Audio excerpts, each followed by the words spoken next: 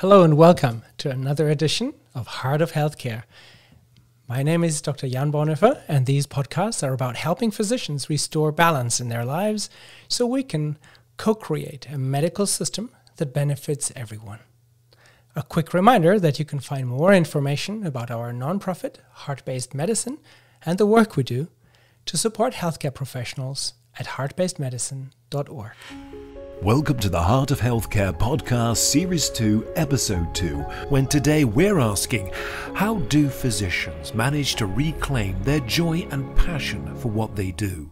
Healthcare professionals are often the last people to recognize the fact that they need help. And maybe they have lost their joy and positive motivation for being a healer during their journey. So in today's call, we want to explore this a little further and see what is the science behind it and what might be those factors that drive us to be the worst doctors for ourselves. So please allow me to introduce my friends and colleagues during this podcast episode. First, let me introduce a new guest, Sarah Goulding. Dr. Sarah Goulding is a medical doctor who coaches other doctors and specializes in career change and well-being. And she's following questions and teaching about how can we build well-being into the system from even before applying to medical school. And she is pursuing questions like, can we encourage self-reflection and self-care as a key component of medical training? Welcome, Sarah. Thank you. Lovely to be here. And it's also a great pleasure to reintroduce Dr. Dan Dinenberg. He is double board certified in family medicine and integrative holistic medicine.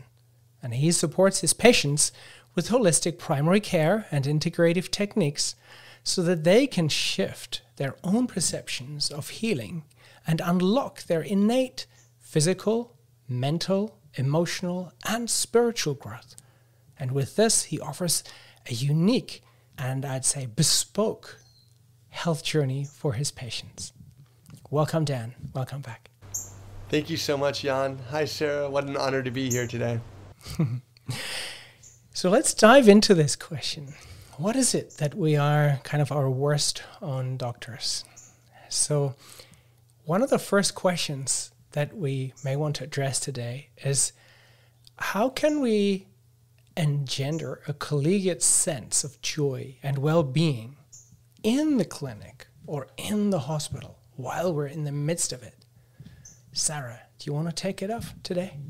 Certainly. I think it's a key question, and I think for me it starts with permission, and that's permission that work doesn't have to involve suffering, that we do have some choices in how we work, and that essentially you can't be what you don't see. So if all you're seeing around you are people who are struggling and feeling like they have to have a competition to suffer the most and have the worst day, have the most difficult patient or caseloads or demands, then that's what we're going to feel that we have to be. We're quite good at being chameleons like that.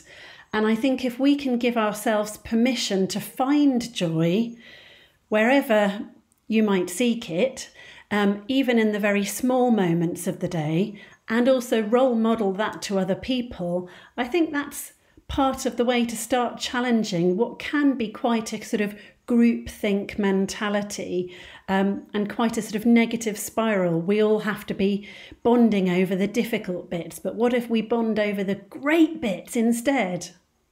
Fantastic. Thank you.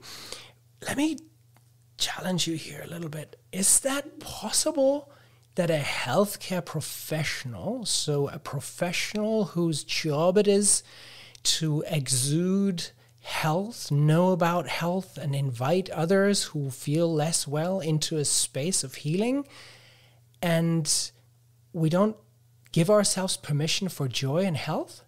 I think certainly that's been my experience at times, and I know I'm a mentor for family doctors and I'm an appraiser, and I teach junior doctors in family medicine, and I have heard over all the years, I've been doing it for 21 years now, I do think there can be, in certain organisations and settings more than others, a particular mentality. And certainly for me, when I was working in my practice and as a partner a few years ago, I think that's how we bonded, was over the negative rather than the positive. And I think it would be rare to talk about your successes. We would more talk about the things that we found challenging and kind of bond over the fact that we were all having a difficult day or a difficult week, or we had that particularly challenging patient that we found challenging coming back again and again, and poor me. I think it's a bit like with transactional analysis, the drama triangle. We put ourselves in the position of victim sometimes, and that can be a reflection of our own distress. Oh, if only we weren't being persecuted all the time, everything would be okay. And I think it's where we can't always necessarily change the workload that comes in, but the thing we have power over is how we respond to it, and focusing on what we can control rather than what we can't control, for me, is where the power lies. Yeah, thank you. That is really valuable. So, Dan, let me know, is this your experience as well? So Sarah is calling in from the UK. You were trained in the US, and you're now living in Kauai and practicing in Kauai. So what is your experience of why do you observe the same phenomenon? Is this a global thing, or is this a local phenomenon? And what is your take on why we bond over the negative and not over the positive? Thank you, Jan. It is it's a systemic issue that we're dealing with. I think it comes directly from the training, and we've gone through a period of time in which we actually learned victimhood. We learned through, very difficult hours, very difficult, challenging job apprenticeship, so to speak, to get to a place where we are now working. And through that period of time, it is what you end up talking about. It's, whether, now it's shifted slightly, but it's like whether it was a 120-hour work week, or I was on call for 36 hours in a row, or, oh my goodness, I had these 3 patients. And that is what you are connecting with others around. Bringing your joy and celebrating what's going really well is not something that you necessarily are sharing with your colleagues, because then at some point you've almost realized that they might be having a bad day or they might be suffering. And so almost like you're like, oh, hey, I had 4 easy patients in a row and it was really fun and I got out early and I had a really long lunch. That doesn't feel right, because all of a sudden you're feeling like, the camaraderie is not there. And so there's a systemic issue that starts very early, and I think that's what really happens. And then there's an aspect of this that, I'm just thinking about now as we're talking about this, but, a lot of us that go into healthcare are very good at giving. That's in some ways, again, maybe a systemic issue of what and who comes into the field, but we're better at giving than receiving. And so we've gone into healthcare to be of service to others, which actually is something that is incredibly profound, but can that be something that we find joy in doing? And in so doing, I think Sarah brought up something that's beautiful, which is the idea of modeling, the idea of how do you do that yourself so that you could model that for someone else. And so you can actually give by reflecting how that is in your own life. And, you talked about kind of the difference between, training, UCSF training, and then kind of moving to Kauai. That's part of my journey. That's part of my own reflection. I felt like in San Francisco, still a holistic physician and still very much about kind of a mind, body, spirit approach, but it felt very heady, if you will. It came from a place of this is what we do and talking about what we do, but not very embodied.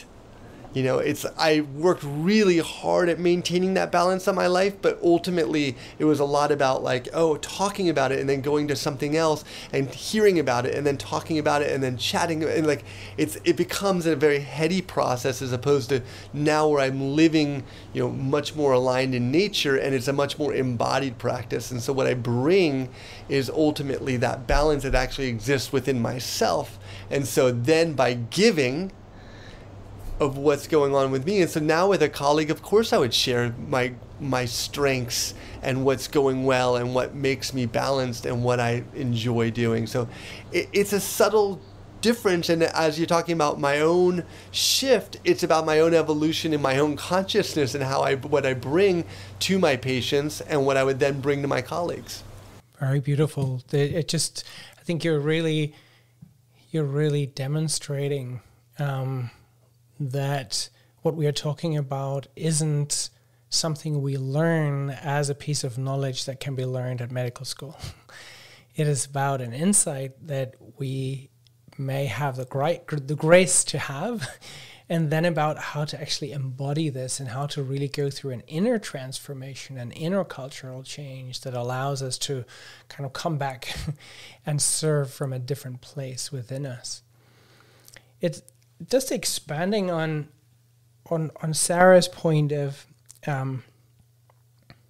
bonding on the negative and what you were saying, Dan, in terms of it's a kind of a heady approach, or for you kind of in your evolution, there was a phase of a kind of heady approach.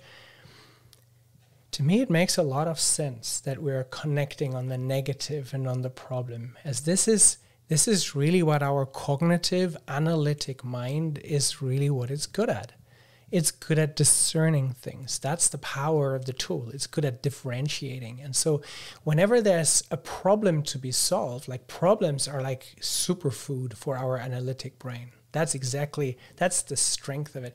And this is that part in us that we have been trained in so almost unilaterally, so much, while other parts we didn't really have the same sort of training. So we're coming out of medical school in a kind of unbalanced training. So Sarah, let me ask that question to you, because you make a big point in when you talk publicly or when you teach. It's a big point for you to say, like, let's start this before medical school. Like it has. Can you elaborate on that?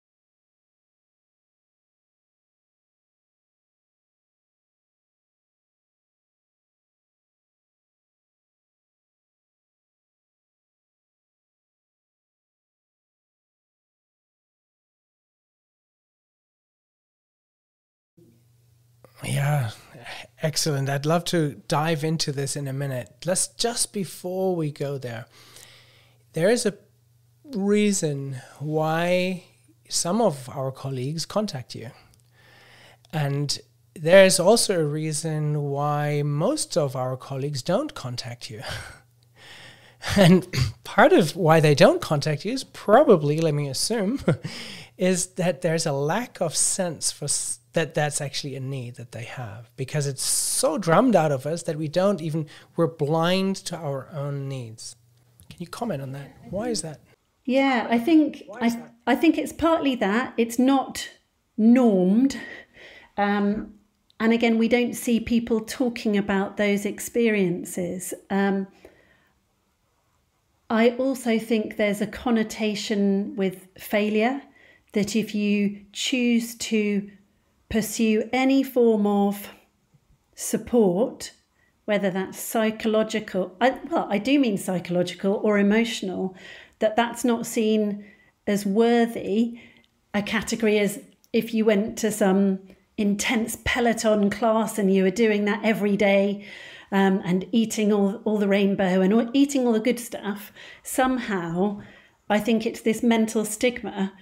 And I think maybe there are people who do it and feel shamed. And I think I had a little bit of coaching that was given to me for free on the NHS when I didn't realise I was burning out. It should have been my clue. I filled in a form and thousands of us applied and I got given it. And I thought, okay, well, I'm not sure I need it, but I've got it for free, so I'll give it a go. And actually, by the end of that, I resigned my partnership. and actually, it was incredibly transformative for me. So I was lucky to have some. And I think, just thinking through, I would love there to be coaching as a part, or mentor coaching as a part of our medical training, and normalised and kind of, I don't want to say it has to be done, I can't think of the word for it, obligatory. But people that do psychiatry, psychology, counselling, they all have compulsory supervision. Our medical profession is incredibly stressful. Every single area, we're responsible for the bodily health of people with huge consequences. So I would love to see something like that, where there's a compulsory form of supervision, whatever that looks like, all the way through. And I do think that would make a difference. Yeah, it certainly would. So you're talking about the stigma associated with not being strong as a healthcare professional, right? So in our views, when we are not providing care, then we need care. And isn't it our patients that need our care? So basically, once we need care, it means we're like our patients. And then that means somehow we're not giving anymore, but now we need to take. Dan, could you expand on this a little bit from a holistic point of view? There's this, when I talk about this with some colleagues, what I get as a response quite often is, oh, you're looking for something like a Ballant group. You're proposing, is this what you're proposing? I'm saying, no, Ballant groups are great, but that's not exactly what we're about here. This is about a different kind of path. And you're really walking this path. Could you expand on what is it that really moves us away from this stigma and allows us to embrace self-care? I think we're getting to it now. This is a really important moment to understand where this comes from and then how to kind of shift this stigma. And I think that, to me, it's sort of what we were talking about before, is sort of the training and then becoming the martyr. I think there's also this part of ourselves as healthcare practitioners that we overstretch ourselves, and we then feel this sense of martyrdom. And I think that's really what we're talking about here, is the fact that we by overstretching and by continually supporting others without giving to ourselves, we create this martyr, this person that is really challenging to actually live up to. It's something that doesn't really exist and it's not really real. And so from a holistic model, it's like, it's all about giving and receiving. It's about breath. It's about inhale and exhale. It's about the yin and the yang of who we are and how we show up. And I think one of the things that I was able to do in my pivot in my life is really start to bring more of myself into my work. And what I mean by that is, like, I co-create with others and I reflect back to them and I tell them what I really think or some things of my own experience. But by doing that, I'm actually bringing myself into the conversation, into the diagnosis and the treatment, because I'm now saying, hey, I might not know all the answers, but I have expertise and this is what I'm bringing. And then it allows them to then be part of the process. So what we've done before is set up, and I'll quote you now, Jan, I love it, but if problems are the superfoods for the analytic brain, and now through our training, we've become somewhat of a martyr and we're overstretching ourselves and we're the ones that can come up with the answers, then we are the ones that diagnose and we treat and we tell people what to do. And then the patients then are out of the equation and the doctors aren't really having to step up and show that balance in their own lives. And so we set up something that Sarah was talking about. All of us are pushing ourselves into this shape that doesn't really exist. And so it's allowing more authenticity, allowing ourselves, and then the yin and the yang. The balance is really the balance between the brain, that analytical, and the heart, and the feelings, and what that really can be. And so then you're allowing giving and receiving. And so then the stigma actually goes, because then you, as a practitioner, as a provider, as a healthcare giver, can share your own struggles. Hey, this is what I'm dealing with. This is what, and so now you do not have to sit on this high pedestal of that you are untouchable and that you are certainly, not going through the same things that they are. And so now you're on this kind of equal playing field. And when you're doing that, then the stigma can leave between you and your patients, and then therefore it can leave between you and your colleagues, and then it's just gone because you are human, and within being human, you're bringing a lot of that to the table. I love that, Sarah, when you spoke about kind of like even, positive psychology, and you brought up Marty Seligman, and, I always think of that as a framework, but you think about like, oh, we're thinking about happiness with someone, but you're thinking about, positive emotion and engagement, relationship, meaning and achievement. At least you're giving a foundational matrix, so to speak, of like, hey, am I meeting these parameters? And so is there something that we could then show, like you were saying, Sarah, with your strategy of bringing in, like, what are you doing for yourself? Are you fulfilling your own meaning and purpose? Are you giving just because that's what you wanted to do and you wanted to accomplish something? Is that only the achievement that you were trying to do? Or is this still being of service, is still in alignment with your overall purpose and your meaning? And are you supporting your relationships? I mean, all of us, in medicine, I think the quiet thing that's not talked about is what happens in the families of doctors.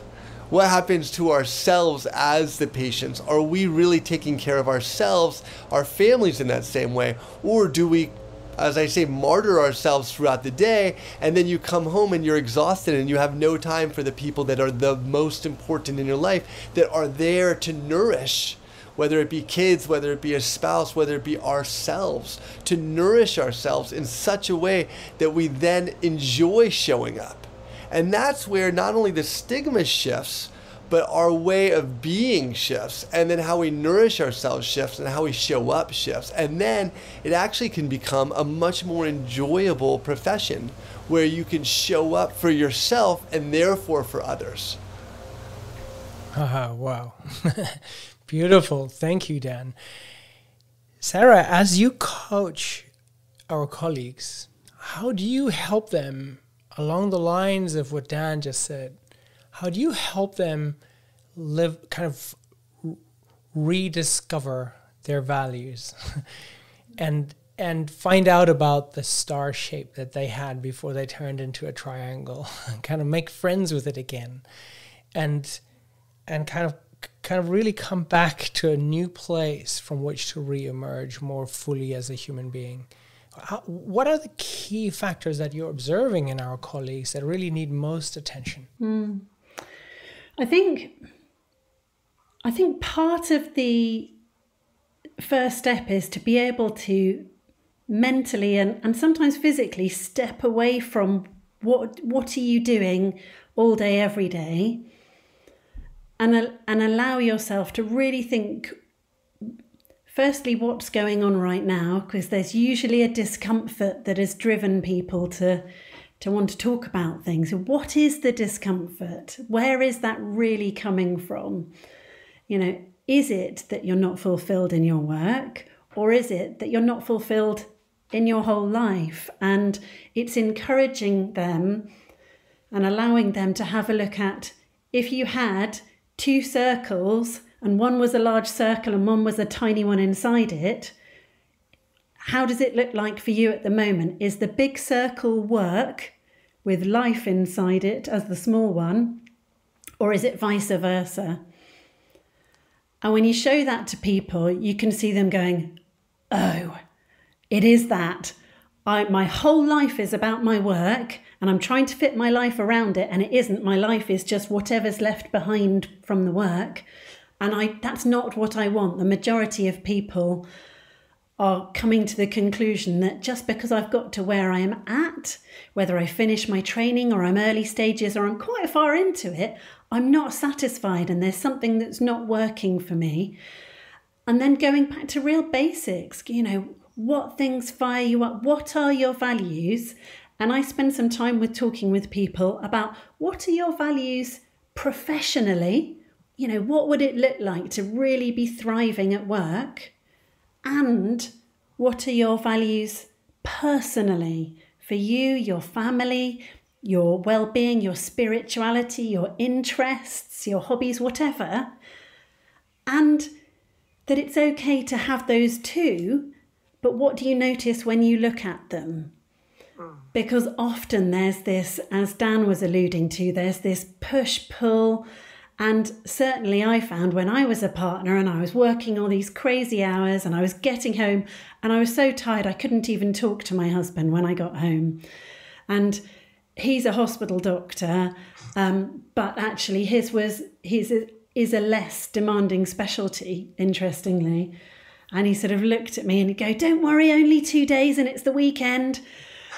And after a while I'd go, I thought he was being helpful, but afterwards I thought, God, it's really sad to think that way, isn't it? And I think it's the stepping away and almost looking down and giving somebody the space in which to safely look at, what would ideal look like? What would good look like? What bits of me are not being challenged or fulfilled?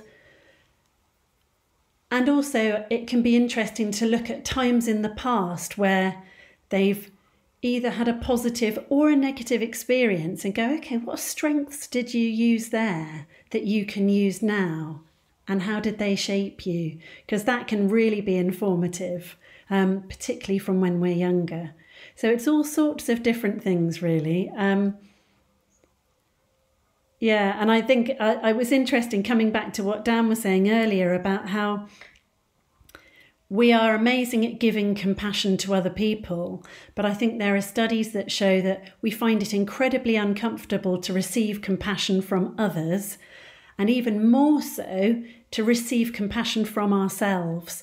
And we somehow other ourselves. We consider ourselves a different category to the rest of the human race, that somehow has to live in a different way. And I think stepping off that pedestal and being that authentic, vulnerable self goes, actually, why can't I be the same as everybody else and have needs? Because actually all of this self-care is a form of self-preservation. And if all I'm doing is counting down to retirement, then how depressing. Would I want that for my children or my best friend? No. And I think just looking from the outside in is probably a one-line answer. Yes, it's so important what you're saying is both parts. One is our inability to look and see, and that is often it's due to a professional blindness that helps us to keep a sense of self, an identity. We're kind of keeping up an identity, and as we know that giving up an identity or a personality part, it's a bit like dying, right? So then, wow, who wants to die, right? So if now somebody shows up, as you said in the beginning, and said, I had a great 4 patients. I just saw, 4 patients in a row, and it was fantastic. Or Dan brought this example, right? So where if you're saying that, you'll get a pushback from your colleagues, right? You'll be like, oh, right, okay, so you're enjoying it. Well, I've got a special job for you so that you stop enjoying and you suffer as much as I do, right? So there's a bit of a push towards collective suffering, and it's nurtured by our sense of self. That is kind of the martyr. It's part of our identity. And so if somebody is actually starting to change the wheel in a direction where we would all want to go fundamentally, you'll be ridiculed, or you'll be pushed back, or you'll be, it would be considered not collegial, or it would be, it's amazing. So how somehow we're really to our detriment, we're not supporting each other, but we're holding each other down in a place where we don't want to be. And so the approach that you're taking, Sarah, is, I guess, if I understand you correctly, is fundamentally is looking at what are your resources, what are your potentials, remember your initial spark, and let's kind of kindle this flame again, and let's really see where are these strengths that we can resuscitate, so that you can become a normal human being rather than something that doesn't exist, right? As we said before. Wow, fantastic. Thank you. This time flies when we go dive deep. And we've already reached the end of our episode here. So I just really want to thank you for being on the show. And I think this has been another kind of great episode with Jan and Sarah. And I just hope that you enjoyed the chat together, and that those who are listening to us have enjoyed the conversation. And you can find more information at heartbasedmedicine.org. And I deeply appreciate if you could click subscribe on whatever platform you're listening to this podcast on. Until next time, folks, thanks and take care. This has been a Heart-Based Medicine production. Thanks for listening.